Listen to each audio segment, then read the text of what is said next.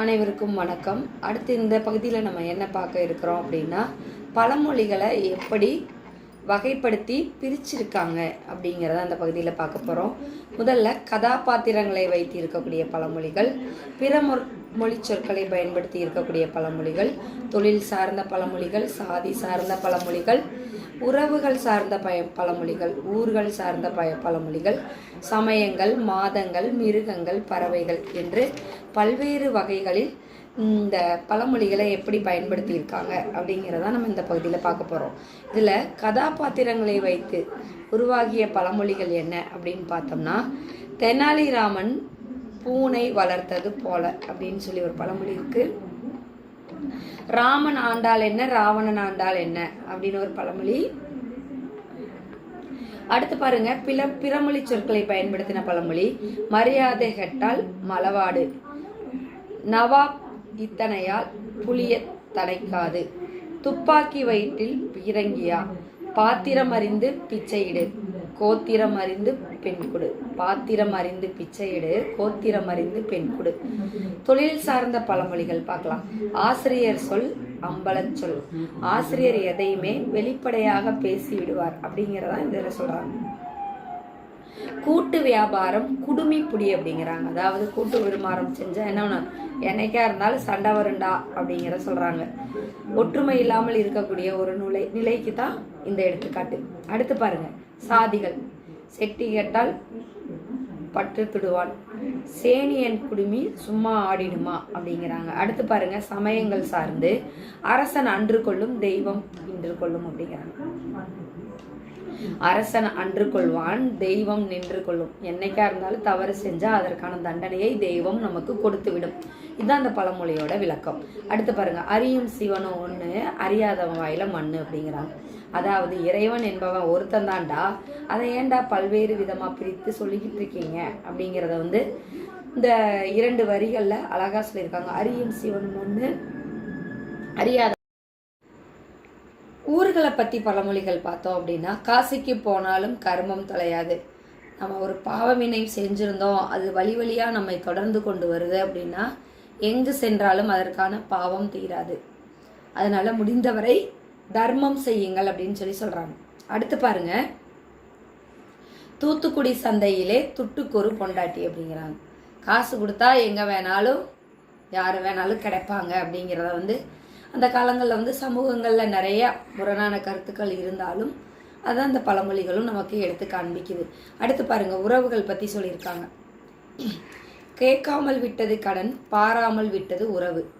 அண்ணன் தான் சொந்தம், அண்ணியுமா சொந்தம். உறவுகளை எப்படி பிரித்து பார்க்குறாங்க பாருங்க. அடுத்து சொல்கிறாங்க, அண்ணன் என்று சொன்னால் உதடு ஒட்டாது, தம்பி என்று சொன்னால் உதடு ஒட்டும். அண்ணனை விட தம்பி ரொம்ப பாசமாக இருப்பாங்க அப்படிங்கிறதுக்காக இந்த உறவுகள் பற்றி இந்த பழமொழிகள் எல்லாம் சொல்லியிருக்காங்க. இந்த மாதிரி உறவுகளுக்கான பழமொழிகள் நிறைய இருக்குது. அதில் நம்ம இப்போ 1-2 தான் பார்த்துருக்கோம். அடுத்து பாருங்க, நம்பிக்கைகள் பற்றின பழமொழி. விறகு கட்டைக்காரனுக்கு நாரை வளமானால், 1 பணம் விற்கிறது, 1.25 பணம் விற்கும்.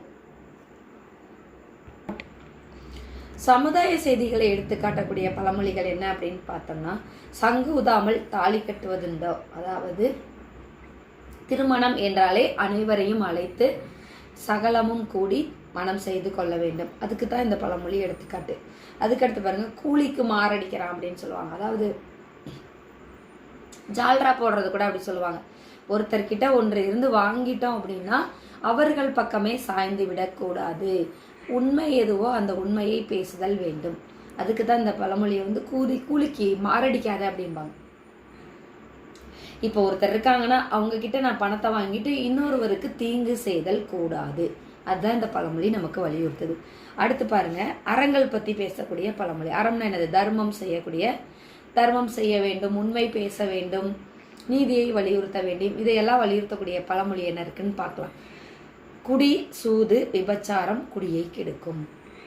அதாவது குடி, சூது, விபச்சாரம், மது, மாது, மாமிசம் இதெல்லாம் சொல்லுவாங்க இல்லையா, இதெல்லாம் நம்மளுடைய குடியை கெடுத்து விடும் அப்படிங்கிறாங்க. அதாவது நம்மளுடைய குலத்தையே அழித்து விடும் அப்படிங்கிறாங்க. துறக்க துறக்க ஆனந்தம், துறந்த பின்னே பேரின்பம். எங்கெல்லாம் இன்பம் கிடைக்கிறதோ அந்த இன்பத்தை தேடி நேரத்தை செலவு செய்யுங்கள், அந்த இன்பம் எப்படிப்பட்டது என்பதை சிந்தியுங்கள் அப்படிங்கிறாங்க. அதுக்கடுத்து பாருங்க, மாதம் பற்றிய பழமொழி. தை பிறந்தால் வழி பிறக்கும்.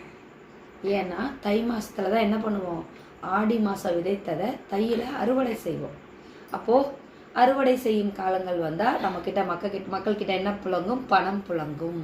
அப்போது தை பிறந்தால் வழி பிறக்கும் அப்படிங்கிறதான் இந்த பழமொழி நமக்கு உணர்த்துது. பங்குனி என்று பருவம் பருப்பதும் இல்லை அப்படிங்கிறாங்க. அதாவது இதுவும் மாதம் சார்ந்த பழமொழி. மிருகங்கள் பற்றி பழமொழி ஒன்று பார்க்கலாம். பன்றிக்கு பல குட்டி, சிங்கத்துக்கு ஒரு குட்டி. பன்றி பல குட்டியோடு இருந்தாலும் அது பன்றி தான், சிங்கத்துக்கு ஒரு குட்டி இருந்தாலும் அது காட்டுக்கு ராஜா தான். அதுதான் இந்த பழமொழி நமக்கு உணர்த்துது. அடுத்து பாருங்க, பறவைகள். காக்கைக்கும் தன் குஞ்சு பொன் குஞ்சாம். எல்லாருக்குமே அவரவருடைய பிள்ளைகள் தங்கத்தை போன்றவர்கள் தான் அப்படின்னு சொல்கிறாங்க. மயிலென இறகு போடுமா. மயிலேனா மயில் நம்ம கையில் இறகு கொடுக்குமா? கட்டாயம் கொடுக்காது. அப்போது ஏதாவது ஒரு செயலை எடுத்துக்காட்டி அந்த செயலை மக்கள் புரிந்து நடந்து கொள்ள வேண்டும் என்பதற்காக பதிவிடப்பட்டது தான் இந்த பழமொழிகள். அதனால் இந்த பழமொழிகளினுடைய கருத்தை அறிந்து நாமும் பயன்பெறுவோம். நன்றி.